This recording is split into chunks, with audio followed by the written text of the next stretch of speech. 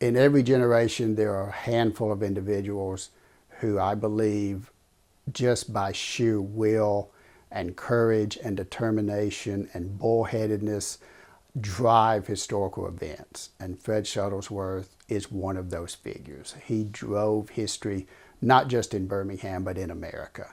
Fred not only talked the talk, he walked the walk.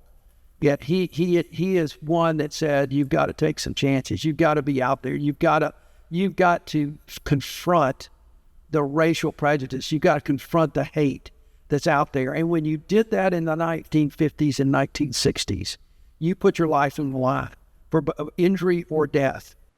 What it requires from us in this moment, I think, is something deeper than what has been required in our recent past. We're generations away from the heart of the struggle of the civil rights movement, and immediately following it, the Black Power movement. We're going to need the practices of our ancestors. And so what is it that we can do now to begin to redevelop those muscles, to awaken those muscles that have atrophied, or to remember the things that we have forgotten, so that whatever the future calls for us, we will be more than just ancestrally prepared, but we will be ready to engage in it. Progress is elusive, and every generation has to fight to hold on to the progress that we've made and to advance it. When you take your hands off the wheel, you get what we have right now.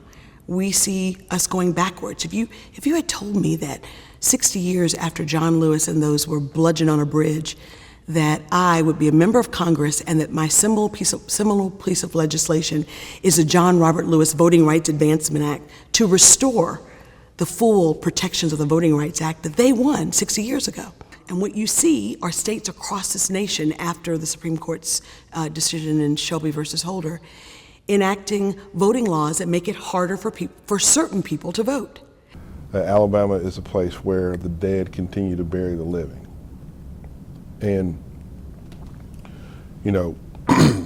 whether it be driving down 65 and seeing this massive Confederate flag over you as you drive down, whether you are watching the legislature pass a law that is specifically designed to protect Confederate monuments, whether you see us continue to have these arguments about critical race theory and putting forth laws where it makes it tough for teachers to talk about Black history. I mean, the media itself has collapsed partly because of its own, but partly because it's under attack. And the courts are under attack, lawyers are under attack, who played a major role in all of this. And so all of the systems really that helped bring us to the civil rights, bring us through the civil rights movement, are now really weakened. So the next step forward, it's going to be a lot harder. And it's hard to say it's going to be harder than Fred Shuttlesworth getting the crap beat out of him all the time and getting bombed all the time. But I mean, I also am not seeing a lot of people who are willing to, risk their bodies and their livelihoods in order to make a change.